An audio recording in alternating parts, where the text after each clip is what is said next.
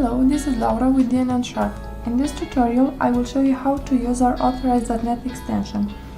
First of all, you will need action form and the latest build of Authorize.net. Secondly, you need to create a form, a simple one, and set as button action payment with Authorize.net. Make a payment with credit card is the option you need to select. You can see them here. Make a payment with credit card, electronic check, and a simple checkout to a button. We will focus on credit card for now. If we open this payment option, we will see a lot of fields to fill in.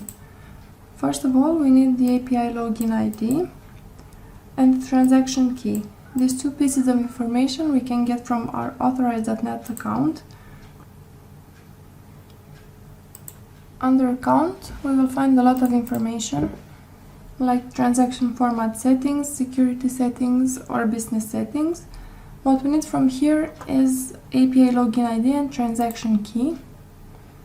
The API login ID is displayed here.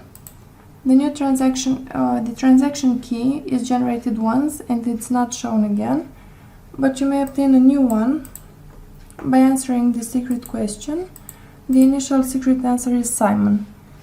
So you just type in Simon, disable all transaction key and submit, and you'll be provided a new one. My form is already filled in with this information. For credit card type, transaction type, we need authorize capture. As you can see, we have a lot of options, but we'll go with this one. Payment description is self-explanatory. The currency, we have several currencies here. I'm going with US dollar. The amount, which is fixed. So you fill in here what you want the customer to pay.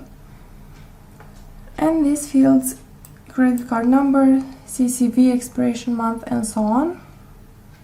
Initially, if you have a blank form, these fields will be blank. This drop-down won't have any information.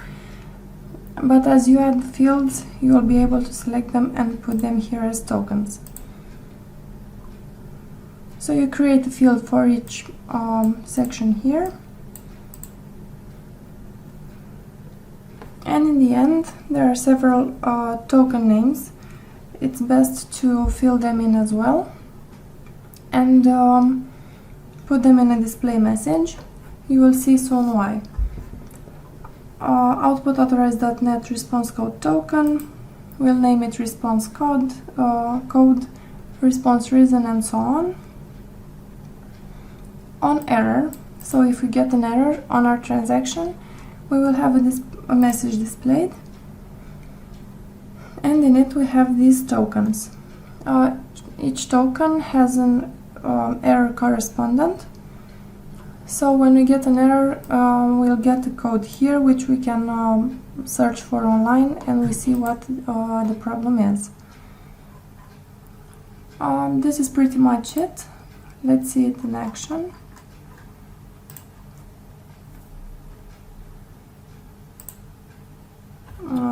I'll just fill in random stuff. I hope it works.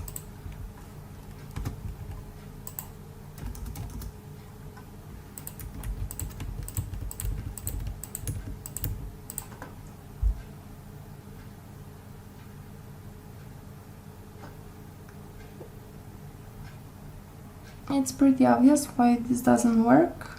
First of all, the credit card number is invalid. I will put here test 1. CCV cards should be okay. Expiration month and year also need to be valid.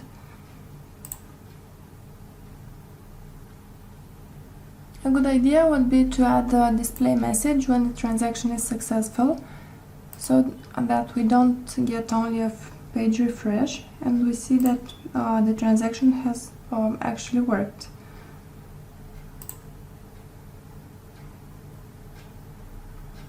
On approved, let's see if it works here. Display message success.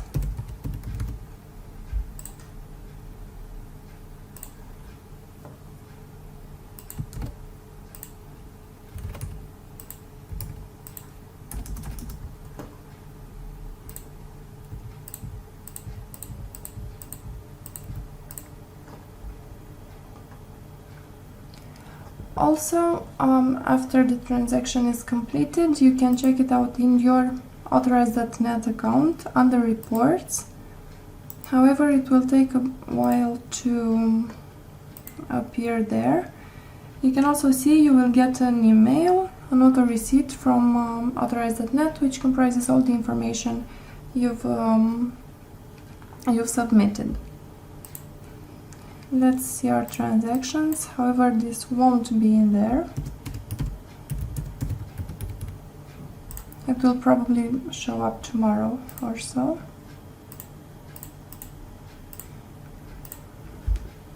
This is a report from 2 days ago, and this is what it looks like.